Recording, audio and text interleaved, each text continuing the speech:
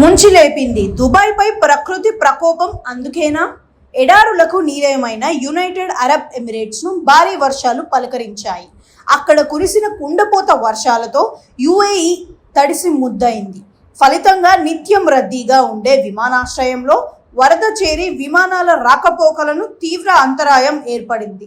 రన్వేపై భారీగా నీరు ఉండడంతో ఇక్కడికి వచ్చే విమానాలు దారి మళ్లిస్తున్నారు. ఈ నేపథ్యంలో భారత్ దుబాయ్ మధ్య 28 విమానాలు రద్దయ్యాయి. ఇందులో భాగంగా భారత్ నుంచి దుబాయ్కు వెళ్లే 15, దుబాయ్ నుంచి భారత్కు వచ్చే 13 విమానాలను రద్దు చేసినట్లు అధికారులు తెలిపారు. వీలైనంత వేగంగా ఎయిర్పోర్టులో కార్యకలాపాలను పునరుద్ధి చేసేందుకు ప్రయత్నిస్తున్నట్లు అధికారులు చెబుతున్నారు. వాస్తవానికి దేశ సరాసరి సగటు వర్షపాతం 93 మిల్లీమీటర్లు కాగా 24 గంటల వ్యవధిలో 142 మిల్లీమీటర్ల వర్షం కురవడం గమనార్హం. అంటే 1.5 సంవత్సరంలో పడాల్సిన వర్షపాతం ఒక్క రోజులోనే నమోదైందన్నమాట. ఇదే విషయం సిటీ వాతావరణ శాఖ వెల్లడించిన గణాంకాల్లో తేలింది.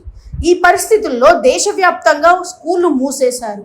గతంలో కనీవిని ఎరుగని రీతిలో ఇలా భారీ వర్షాలు ముంచెత్తడానికి గల కారణాలపై ఇప్పుడు చర్చ జరుగుతుంది. ఎడారి దేశమైన దుబాయ్లో 50 డిగ్రీల వరకు ఉష్ణోగ్రతలు నమోదవ్వడం సర్వసాధారణమని చెబుతున్నారు. పైగా ఏడాది మొత్తం మీద 150 మిల్లీమీటర్లు కంటే తక్కువ వర్షపాతమే నమోదవుతుంది. అలాంటి చోట ఒక్క రోజులోనే ఏడాదిన్నరలో కురిసే వర్షం కురవడం ఇప్పుడు వైరల్గా మారింది. ప్రకృతిని కంట్రోల్ చేయాలని, ప్రకృతి ఆడించాలని దుబాయ్ భావించడమే దీనికి కారణమనే చర్చ ఇప్పుడు తెరపైకి వచ్చింది. అవును, సాధారణంగా దుబాయ్లో వర్షం పడటం అరుదు.